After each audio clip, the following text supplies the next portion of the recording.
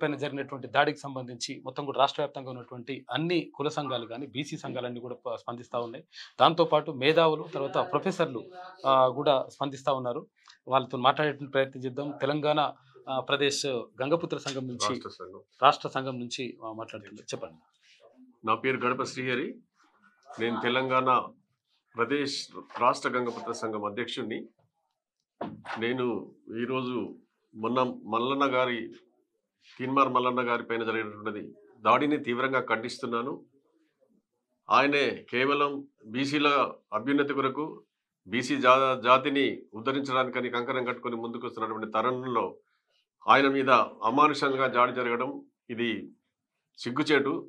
దీన్ని మేము పూర్తిగా ఖండిస్తున్నాము.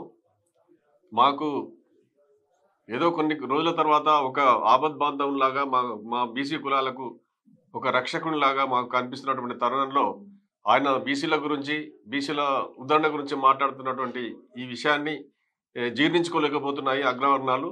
కాబట్టి మేము తీవ్రంగా ఖండిస్తున్నాము. ఎప్పటికైనా కానీ దీన్ని మేము మల్లన్న గారికి సపోర్ట్గా ఉంటూ మేము ఆయనకు సపోర్ట్ చేస్తామని చెప్పి నేను ఘంటాపథంగా తెలియజేస్తున్నాను. విశ్రాంత ఆచార్యులు ఉస్మాన్ యూనివర్సిటీలో ప్రొఫెసర్గా పనిచేసిండ్రు తెలుగు శాఖలో. తర్వాత చాలా అంటే సంఘాలకు అధ్యక్షునిగా తర్వాత చాలా బాధ్యతలు చేపట్టినటువంటి ప్రొఫెసర్ బాగయ్య సార్ మాట్లాడతారు ఒకసారి. ఇప్పుడు నిజానికి చాలా కాలానికి అంటే సుమారుగా 70 సంవత్సరాల తర్వాత బీసీలకు కొంత వెసులుబాటు వచ్చింది. కొంత రిజర్వేషన్ మీద ఇప్పుడు అవగాహన వచ్చింది జనానికి, కుల సంఘాలకు, చిన్నలకు, పెద్దలకు. ఈ అధమజాతిగా జీవిస్తున్నటువంటి వెటిచాకిరి జీవితాలు, ఇవన్నీ వృత్తి కులాలు, బిచ్చప్ కులాలు, రకరకాల కులాలకు ఇప్పుడు కొద్దిగా రిజర్వేషన్ ఉందని తెలిసింది. ఇది తెలిసిన తర్వాత కొంత మేల్కొని వాళ్ళు హక్కుల గురించి పోరాడుతున్నారు. హక్కుల గురించి పోరాటానికి ఆరాధ్యంగా ముందుకొచ్చి చిన్నలకు పెద్దలను కలుపుకొని అన్ని సంఘాలను అన్ని పార్టీలను కలుపుకొని చాలా మందిని కలుపుకొని బీసీలకు ఒక ఆరాధ్యంగా వీరి యొక్క ఉన్నతిని బాగుపరచాలి అనేటువంటి ఉద్దేశంతో మన తీన్మార్ మల్లన్న ముందుకొచ్చి బీసీలకు ఉద్ధరించడానికి ముందుకు వచ్చినటువంటి మనిషి మీద ఈనాడు మరి మీరు దారుణంగా దాడి చేయడము ఇది సిగ్గుచేటే కాదు. అసలు మీకే అవమానం, మాకు కాదు. మాకు 2 దెబ్బలు దాకినేమో. పొడిస్తే పొట్లం మనిషిని ఏం చేస్తారు అంతకంటే?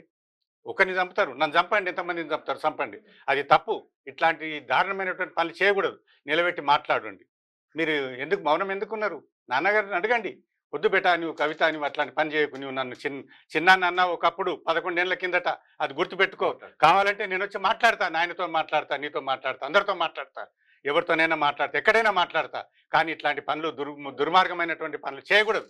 ఇట్లాంటి అవమానము మాకే కాదు, మీ అందరికీ, మీ జాతికి కూడా అవమానం ఇది. అందుకని ఇట్లాంటి పనులు ఎట్లాంటి హేమైనటువంటి పనులు చేయకూడదు. అంతేకాదు పత్రికా ముఖంగా వాళ్ళను కూడా మీరు అది చేయకూడదు. ఏమన్నా తీన్మార్ మల్లన్న ఉంటే నేను అడిగేవాడిని, నువ్వు తప్పు చేసినావని నేను అడుగుతుంటే నువ్వు చెప్పేది ఉండే.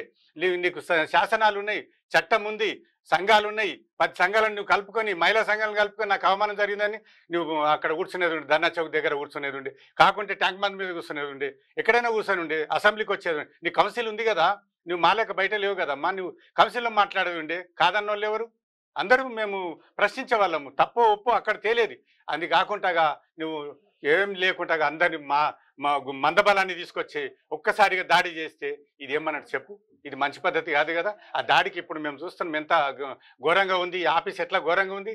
ఏమన్నా చేసినటువంటి తప్పు చేసినట్టే అడిగేది ఉండే. అడుగు, నువ్వు నిలబెట్టి అడిగేది ఉండే. మమ్మల్ని అడుగు. చంపడానికి వస్తావా?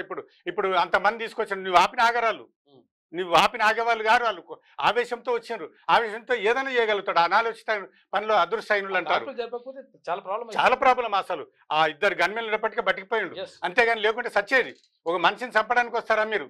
చంపండి, మమ్మల్ని చంపండి, నన్ను చంపు. ఇది పద్ధతి కాదు కదా. నాకు చాలా బాధగా ఉంది ఇట్లాంటి పనులు చేయడము.